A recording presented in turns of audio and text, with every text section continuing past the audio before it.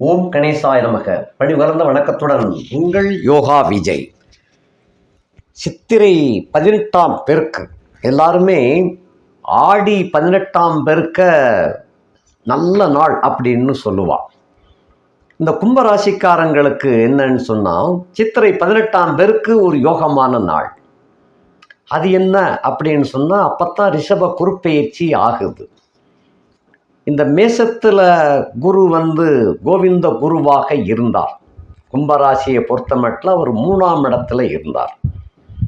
3ஆம் இடத்துல இருக்கும் பொழுது சில யோகங்களையும் கொடுத்தாரு, அதை தட்டியும் பறிச்சுக்கிட்டார்.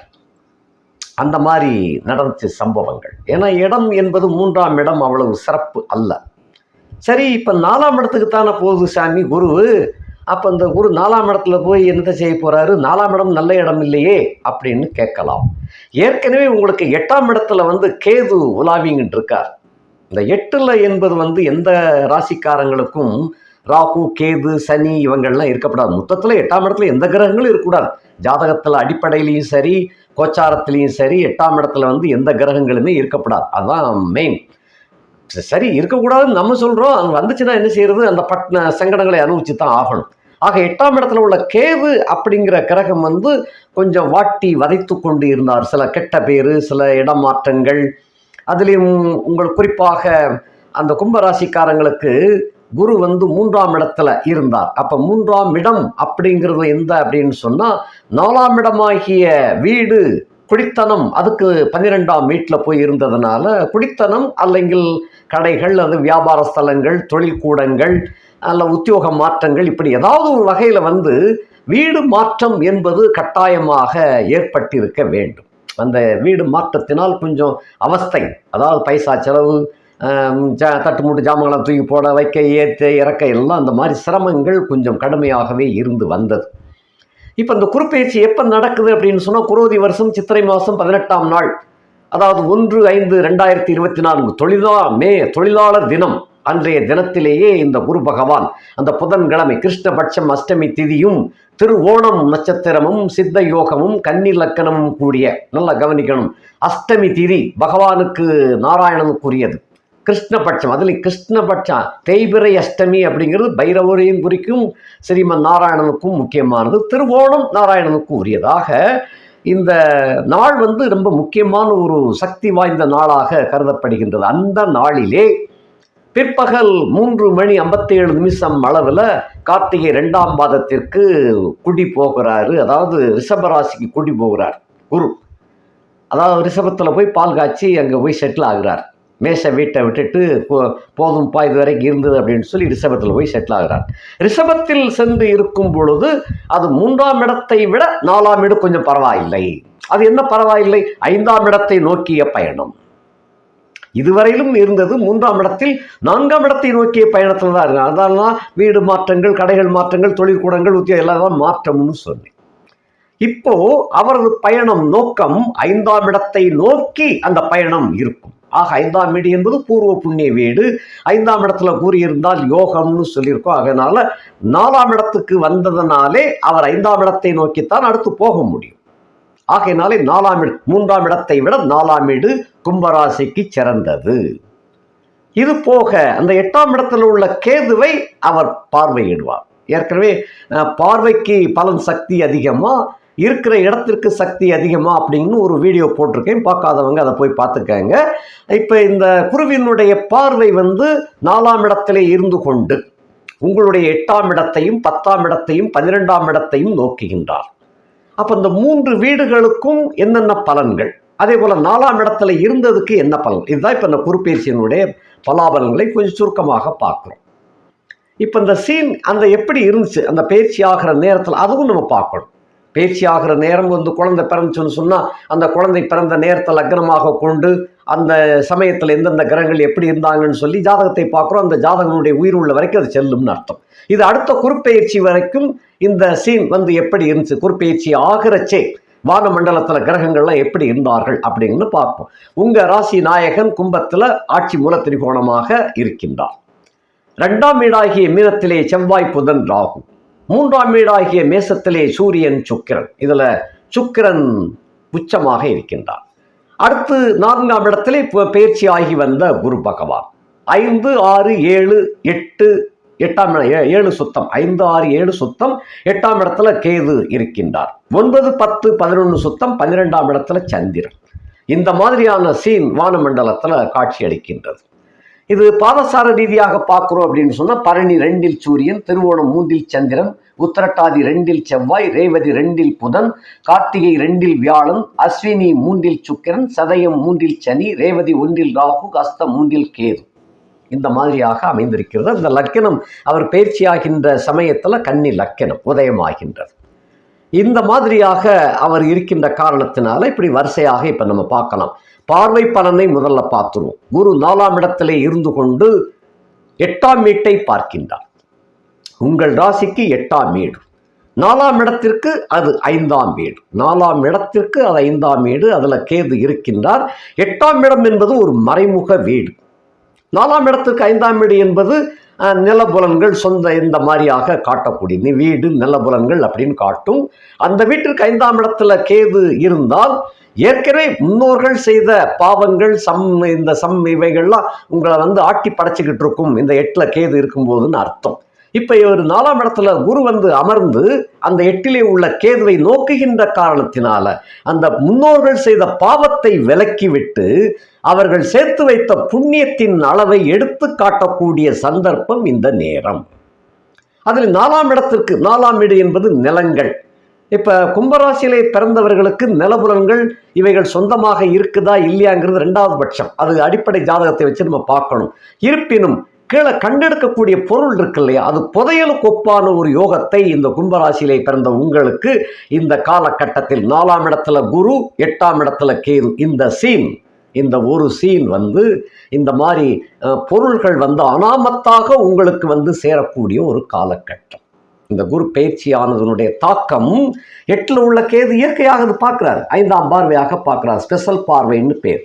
அப்படி பார்க்கின்ற காரணத்தினால ஒன்று புதையல் யோகம்னு சொல்லலாம். புதையல் யோகம் வேணும் அப்படின்னு சொன்னால் சொந்த நிலம் இருக்கணும்.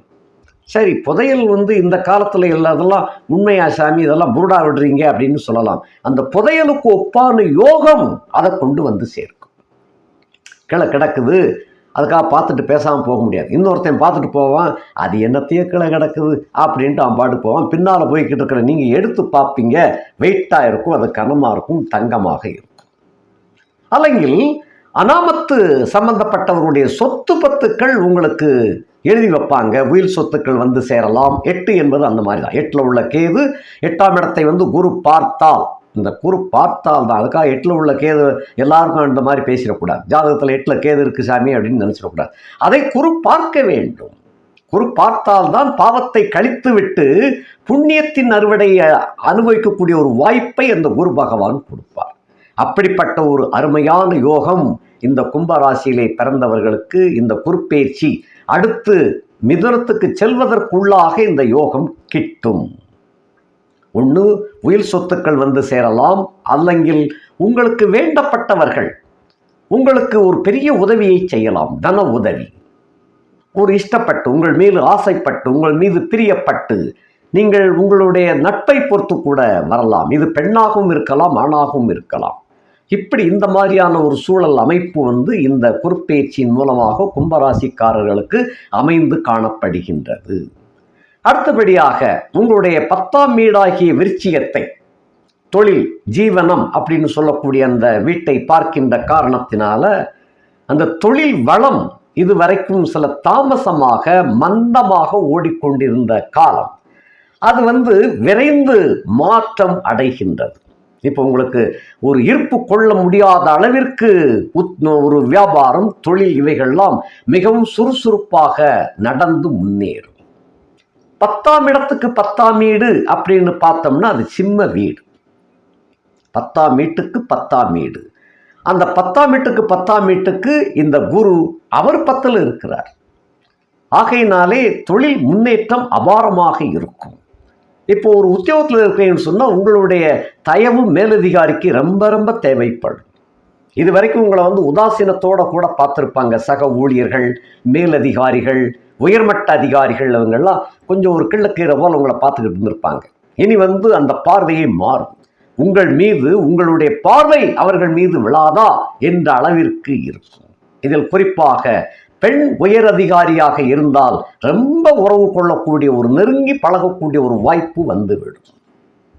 திரும்ப அதாவது எப்படி சொல்றேன்னா, உங்களுடைய ராசிக்கு 10ஆம் வீடு விருச்சிகம், அந்த 10ஆம் இடத்தை குரு பார்த்து கொண்டிருக்கார். 10க்கு 10 என்பது உங்களுடைய ராசிக்கு 7ஆம் வீடு. அந்த 7ஆம் இடத்துக்கு 10ஆம் இடத்துல குரு இருக்கின்றார். ஆக அந்த நட்பு வளையங்கள் விரிவடையும். உங்களை உதாசீனம் செய்து அவமரியாதை செய்து சென்றவர்களெல்லாம் திரும்ப உங்களை தேடி சரணடைவார்கள், அல்லங்கில் நட்பு கொள்வார்கள். உங்களுக்கு எந்த உதவியும் செய்ய தயாராக இருப்பார்கள். ஆகையினாலே உங்கள் தொழில் வளம் பெருகும், வியாபாரம் சுறுசுறுப்படையும், விருத்தியடையும். அயல்நாடு செல்லக்கூடியவர்களுக்கு கூட இந்த காலகட்டம் மிகுந்த சிறப்பை தரக்கூடிய கட்டமாக அமையும். அதனை அடுத்து 12ஆம் இடத்தை நோக்குகின்றார். நிறைய பேர் இந்த கும்பராசிக்காரங்க படாத பாடு பட்டுண்டு இருக்கிறதுனால சரியா சாப்பிடக்கூடிய முடியாமல் இருந்திருக்கும். சரியா சாப்பிடலைன்னா சரியா தூங்க முடியாது, சரியான போகமும் அமைஞ்சிருக்காது. இவைகளை, இந்த குறைகளை நிவர்த்திப்பதற்காக 12ஆம் இடத்தை குரு பார்வையிடுகின்றார். அது அவருடைய நீச வீடு தான், இருப்பினும் அவருடைய பார்வையினால் அதை வலுவடைய செய்கின்றார். அந்த வீட்டுக்கு சொந்தக்காரனும் உங்களுடைய ராசியிலே ஆட்சி மூலத்திரிகோணமாக இருக்கின்ற காரணத்தினால இப்ப நீங்க எதிர்பாராத அளவிலே உண்ண உணவு, உடுக்க உடை, படுக்க இடம், சயன சுகம், போக சுகம் இவைகளெல்லாம் திருப்தியாகவும் அமையும். அப்படிப்பட்டதாக அமைந்து காணப்படுகின்றது. இனி ஸ்தான பலத்தை பற்றி பார்க்கலாம். இந்த 3 வீட்டையும் குரு பார்வையிடுகின்றார். இனி வரிசையாக வரலாம். கும்ப ராசிக்கு 4ஆம் இடத்துல, உங்க வீட்டுக்கு 4ஆம் இடத்துல இருக்கின்ற காரணத்தினால உயர்மட்ட அதிகாரிகள், கல்வி கற்றவர்கள், அதிகமான கல்வி கற்றவர்கள், வித்தகர்கள், ஜோதிடர்கள், மகான்கள், குருக்கள், சன்னியாசிகள், இப்படி ஒரு, அதாவது அந்த நார்மல் லைஃப்ல இருந்து முன்னேறி உள்ளவர்கள் அவங்களுடைய தொடர்பு உங்களுக்கு கிடைக்க வரும். பசு கோதானம் செய்யக்கூடிய அளவிற்கு கூட உங்களுக்கு இப்போது வலிமை கிடைக்கும். 4ஆம் இடத்திலே குரு தனிச்சு தான் இருக்கிறார். இருந்தாலும் பகை வீட்டில் இருக்கிறார். தனிச்சு இருக்கிறவர் பகை வீட்டில் இருக்கின்ற காரணத்தினால அதில் உங்க வீட்டுக்கு 4ஆம் வீடு. அப்ப கல்வி கற்றதனால் உங்களுக்கு உயர்வு கிடைக்கக்கூடிய ஒரு கட்டம். நீங்க கல்வி கற்றதனால் ஏற்படக்கூடிய ஒரு பயன் மற்றவர்கள் அடையிறச்சே அந்த பலனால் உங்களை கௌரவிப்பார்கள்.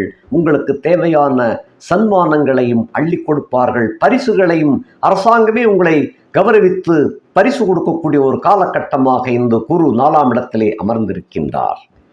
அடுத்தபடியாக 12ஆம் இடத்துக்கு அவர் 5ஆம் இடத்திலே 12ஆம் இடத்தை நோக்குகின்றார். அதனுடைய பலன் சொன்னேன். 12ஆம் இடத்துக்கு 5ஆம் இடத்திலே இருக்கின்ற காரணத்தினாலே எந்த குறையும் இருக்காது. சாப்பாடு, தூக்கம், போகம் எந்த குறையும் இருக்காது. நல்ல திருப்தியாக அனுபவிக்கக்கூடிய ஒரு யோகத்தை கொடுப்பார். 2ஆம் இடத்திற்கு 3ஆம் இடத்திலே இருக்கின்றார். 2ஆம் இடத்திற்கு 3ஆம் இடத்திலே இருக்கின்ற காரணத்தினாலே இது 2ஆம் வீடு என்பது தனம், குடும்பம், வாக்கு. இது தனம் என்பது ஒரு சரம் என்பது ஒரு விதி. தனம் எங்கேயுமே தங்காமல் சுழன்று கொண்டிருக்கிறது தான் தனம், பைசா. அந்த பைசா அந்த வீட்டுக்கு 2ஆம் இடத்துக்கு 3ஆம் இடத்திலே குரு இருக்கின்ற காரணத்தினால தனத்தினால் ஏற்பட்ட சிரமங்கள் எல்லாம் விலகும், தனமுடை அகலும், தனப்பிராப்தி உங்களுக்கு சீரும் சிறப்புமாக இருந்து சேரும். 11ஆம் இடத்திற்கு அவர் 6ஆம் இடத்திலே இருக்கின்றார். 11ஆம் வீடு என்பது கண்ட வீடுன்னு சொல்லலாம், லாப வீடுன்னு சொல்லலாம். இந்த வீட்டிற்கு அவர் 6ஆம் இடத்திலே இருக்கின்ற காரணத்தினாலே வரவுகள் நிறைய வந்தாலும் சில கடன்களை அடைப்பதற்கும், சில தேவைகளை பூர்த்தி செய்வதற்கும் அது நிறைய செலவிடப்பட்டு விடும்.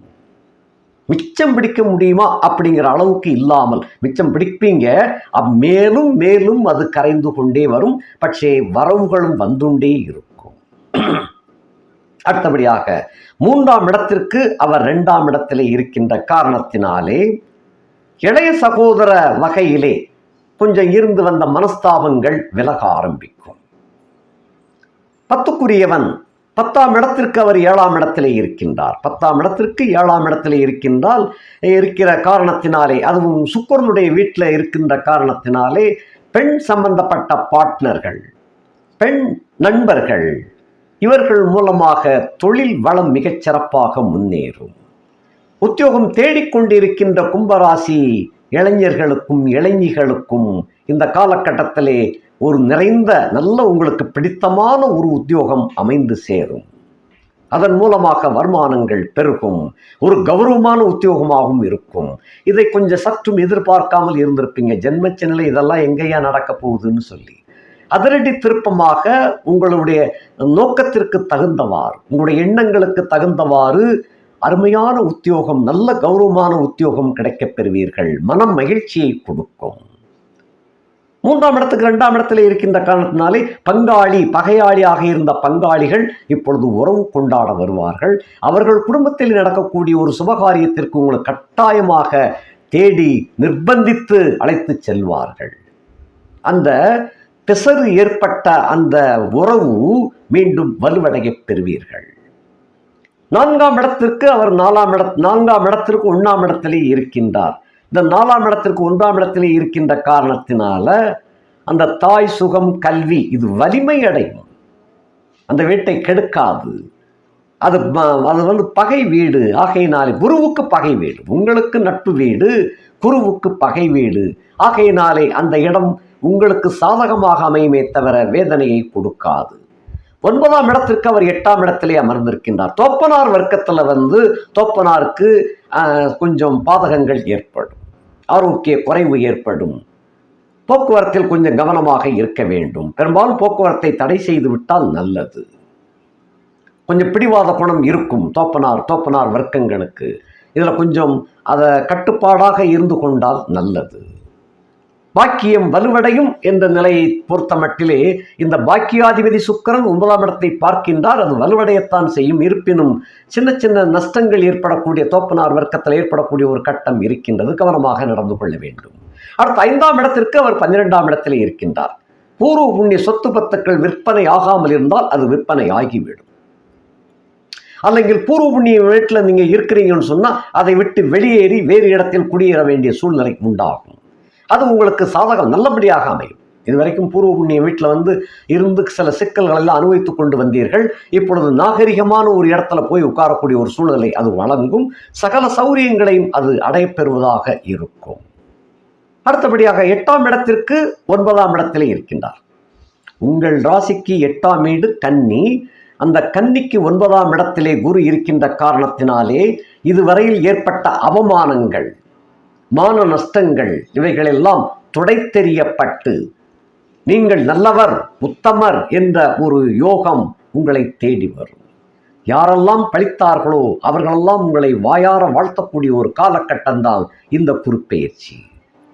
அதோடு அங்கே இருக்கும் கேதுவை குரு பார்வையிடுகின்ற காரணத்தினாலே ஏற்கனவே முதலே சொல்லிட்டேன், புதையல் அல்லங்கில் புதையலுக்கு ஒப்பான ஒரு யோகம் இந்த குருப்பெயர்ச்சினால் உங்களுக்கு கட்டாயம் உண்டு. அடுத்து 6ஆம் இடத்திற்கு 11ஆம் இடத்திலே குரு இருக்கின்றார். 6ஆம் வீடு என்பது கடன், சத்துரு, நோய். இந்த காலகட்டத்தில் கடனோ சத்துருக்களோ உங்களுக்கு தொல்லையை கொடுக்க முடியாது. ஏன்னா 6ஆம் இடத்துக்கு 11ஆம் இடத்துல இருக்கிறார் குரு. அப்படி வந்ததுனாலே அவர்களால் உங்களுக்கு இன்னும் மேற்கொண்டு சகாயம் கிடைக்குமே தவிர தொல்லைகள் கிடையாது, சங்கடங்கள் கிடையாது. ஏற்கனவே சொன்னல, அவமானங்கள் துடைத்தெறியப்படும். ஆகையினாலே இந்த கடன் சத்து நோயினால் உங்களுக்கு தொல்லை கிடையாது. நோய் இருந்தால் கொஞ்சம் கொஞ்சமாக குணமாக்கி முழு ஆரோக்கியம் பெறுவீர்கள். 7க்கு அதிபதியா 7ஆம் வீட்டிற்கு அவர் 10ஆம் இடத்திலே இருக்கின்றார். இது கொஞ்சம் வித்தியாசமான இடம். 7ஆம் வீடு என்பது நண்பர்கள், கூட்டாளிகள், மனைவி சம்பந்தப்பட்ட இடம். இந்த வீட்டிற்கு 10ஆம் இடத்திலே இருக்கின்ற காரணத்தினால் கும்பராசியை பொறுத்த மட்டும் பெண்கள் ஏற்கனவே கவர்ச்சி கரகமாக உங்களிடம் மயங்குவார்கள் அப்படின்னு சொல்லியிருக்கிறேன். இது 10ம் 10ஆவதுக்கு அவர் குரு 10ஆம் இடத்துல 4ஆம் இடத்துல இருந்துண்டு அவர் 10ஆம் இடத்தில் 7ஆம் இடத்திற்கு 10ஆம் இடத்திலே இருக்கின்ற காரணத்தினாலே இன்னும் புதிதாக பெண் தொடர்புகள் உங்களுக்கு வலுவடையத்தான் செய்யும். ஆக உங்களுடைய மன கஷ்டம், மன இறுக்கம், மனத்தளர்வு இவைகள்லாம் விலகி மனம் குதூகலத்தோடு நீங்கள் முன்னேறி செல்லக்கூடிய ஒரு காலகட்டம். புதிய நண்பர்கள், பெண் நண்பர்கள் சேர்ந்து கொண்டே இருக்கின்றார்கள். இப்படிப்பட்ட யோகம் உங்களுக்கு இயற்கையாகவே அமைந்து விட்டது. அதிலும் குரு உங்களுக்கு 4ஆம் இடத்துக்கு வந்ததிலிருந்து, வர்றதுக்கு முன்னாலே வேலையை காட்டியிருக்கும், வந்ததிலிருந்து மேலும் மேலும் மேலும் உங்களுக்கு பெண்களால் சகாயம் யோகம் வந்து சேர்ந்து கொண்டே இருக்கும். ஆக இப்படியாக உங்களுடைய ஜாதக அமைப்பு நண்பர்கள் பெருகுவார்கள். அதோட ஏனென்றால் 7ஆம் இடத்துக்கு 10ஆம் இடத்துல குரு இருக்கின்ற காரணத்தினாலே நண்பர்கள் வட்டம் புதிய புதிய நண்பர்கள் எல்லாம் சேருவார்கள். அவர்கள் மூலமாக உங்களுடைய வாழ்க்கை தரம் மேலும் உயரும். பெரிய பட்டம் பெற்ற வல்லுநர்களோடு நீங்கள் இருக்கும் பொழுது உங்களுக்கும் அந்த மரியாதை வந்து சேரும். தகுதிக்கு மீறிய ஒரு வரம்பு மீறிய உங்களுக்கு உள்ளவர்கள் அவர்களுடைய அதாவது அதிகாரம் பெற்றவர்களோடு நீங்கள் இணக்கமாக இருக்கக்கூடிய ஒரு காலகட்டமாக விளங்கும். அதன் மூலமாக உங்களுடைய கௌரவம் உயரும். ஆக மொத்தத்தில் இந்த குருப்பெயர்ச்சியானது கிட்டத்தட்ட 80% உங்களுக்கு ராஜயோக வாழ்க்கையை அள்ளித்தரும் என்பது சந்தேகமே இல்லை. அந்த 2ஆம் இடத்துல குருவின் வீடு, அந்த மீனமாகிய குரு வீட்டில் ஏற்கனவே ராகு இருக்கிறார்.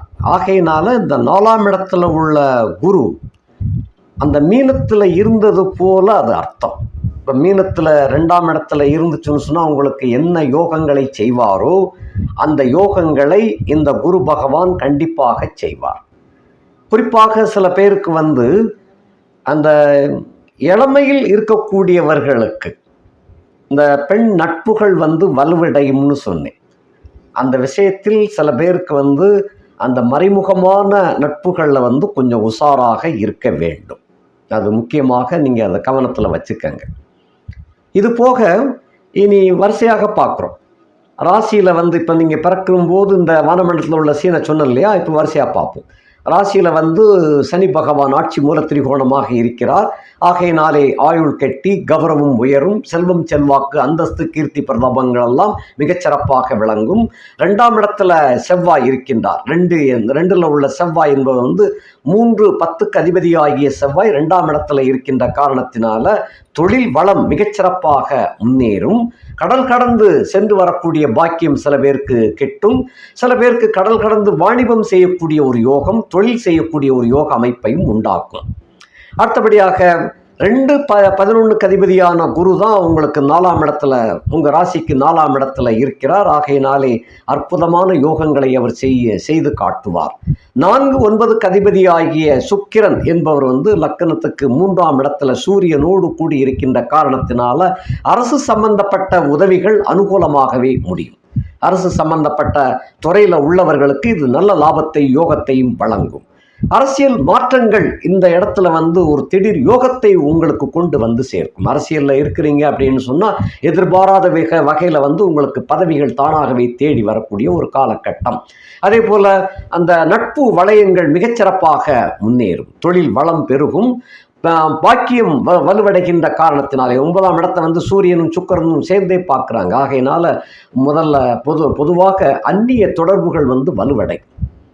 அடுத்தபடியாக அந்த பிள்ளைகள் படிக்கின்ற பிள்ளைகளுக்கு, கும்பராசியிலே படித்து கொண்டிருக்கக்கூடிய மாணாக்கர்களுக்கு இந்த ஆண்டில் நல்ல மார்க்குகளை எதிர்பார்க்கலாம். அதிகமான மார்க்குகள் பெற்று பாராட்டையும் பரிசுகளையும் கூட பெறக்கூடிய ஒரு வாய்ப்பாக அமைந்து காணப்படும். 5-8க்கு அதிபதியாகிய புதன் நீசமாக இருக்கின்றார். எனினும் அந்த புதனுடைய ஒரு வீட்டில் கேது இருக்கின்ற காரணத்தினால இந்த புதனுக்கு அவ்வளவு சிறப்பாக இல்லை என்ற காரணத்தினால அந்த பூர்வ புண்ணிய வகையில் உள்ள சிக்கல்கள் விடுபட்டு நல்ல யோகத்தை கொண்டு சேர்க்கின்ற ஒரு கட்டமாக அமைந்து காணப்படுகின்றது. 6ஆம் இடத்துக்கு அதிபதியாகிய சந்திரன் 12ஆம் இடத்திலே மறைந்து 6ஆம் இடத்தை நோக்குகின்ற காரணத்தினாலே கடன்கள் திரும்ப அடைக்கக்கூடிய ஒரு காலகட்டமாக இந்த ஆண்டு உங்களுக்கு விழுகின்றது. இந்த குருப்பெயர்ச்சினால் ஏகப்பட்ட கடன்களில் இருந்தவர்களுக்கு இந்த குருப்பெயர்ச்சினால் கடன்கள்லாம் அடைபடக்கூடிய ஒரு வாய்ப்பை கொண்டு சேர்க்கும். அதனாலே பணம் விரயம் ஏற்படுகிறதுன்னு அர்த்தம். 7க்கு அதிபதியாகிய சூரியன் 3ஆம் இடத்துல சுக்கிரனோடு இருக்கின்ற காரணத்தினாலே அந்த தொடர்பு, கள்ளத்தொடர்பு என்பது இங்கே ஏற்படத்தான் செய்யும். அதில் கொஞ்சம் கவனமாக இருந்து கொள்வது நல்லது. மொத்தத்தில் உங்களுடைய வாழ்க்கை பயணம் இந்த குருப்பெயர்ச்சியின் மூலமாக மிகச்சிறந்த நல்ல மாற்றங்களை எதிர்பார்த்து உங்களுடைய பயணம் அமைந்திருக்கின்றது. நல்லவற்றை தோதாக பயன்படுத்தி கொள்ளுங்கள், கெட்டவற்றை ஒதுக்கி விடுவது நல்லது. உங்களுடைய வாழ்க்கை இனிமேல் மேலும் மேலும் வளமுடையதாக இருக்கும். நன்றி, வணக்கம்.